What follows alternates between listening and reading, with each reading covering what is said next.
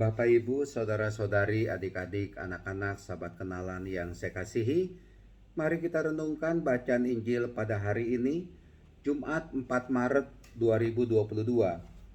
Bacaan Injil diambil dari Matius bab 9 ayat 14 sampai dengan 15. Tuhan Yesus didatangi oleh murid-murid Yohanes dan bertanya kepada Tuhan Yesus, "Mengapa kami, murid-murid Yohanes, dan orang-orang Farisi berpuasa, tetapi murid-murid Yesus tidak berpuasa?" Lalu Tuhan Yesus memberi jawaban. Bapak, Ibu, saudara-saudari yang terkasih, ini bukan berarti Tuhan Yesus tidak mengindahkan puasa seperti yang kita lakukan pada masa ini, pantang dan puasa. Dan Tuhan Yesus bersikap atau tidak mengizinkan murid-muridnya berpuasa. Tetapi saya pikir Tuhan Yesus pun melakukan puasa. Ingat di padang gurun 40 hari 40 malam lamanya Tuhan Yesus berpuasa, digoda oleh iblis. Dan Tuhan Yesus juga memberi syarat, kalau orang berpuasa itu harus bagaimana, dan menampilkan dirinya kepada orang-orang lain, kepada siapa saja.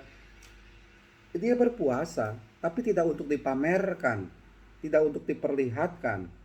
Yang penting murid-murid Tuhan Yesus itu tetap berpuasa, dan Yesus menyampaikan hal itu, minyakilah kepalamu, jangan memperlihatkan raut muka dengan wajah yang tidak enak, tidak nyaman, kusam begitu, tapi perlihatkanlah atau lakukanlah puasa itu dengan penuh sukacita.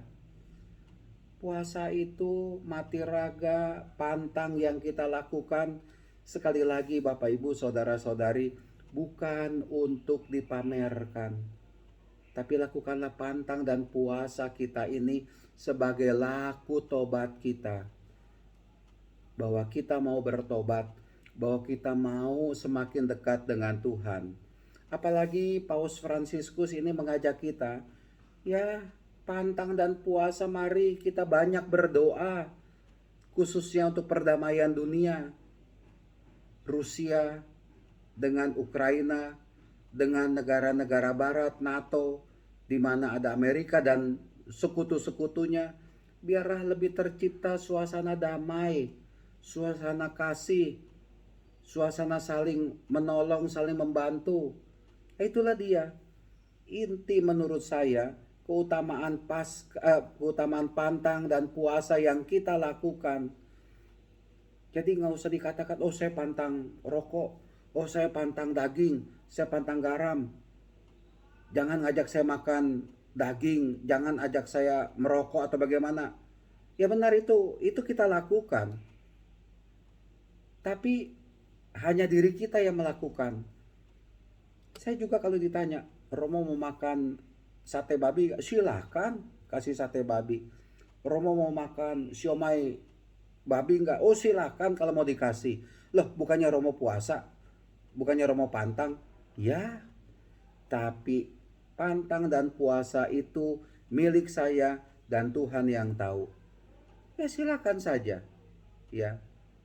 Yang penting kita tetap melakukan hal-hal yang diwajibkan dalam agama kita dengan penuh sukacita, dengan penuh ikhlas. Sekali lagi, berdasarkan pertobatan. Kita mau bertobat, kita mau mengurangi kedagingan, kita mau mengurangi atau bisa lebih baik lagi membuang hawa nafsu kedagingan kita.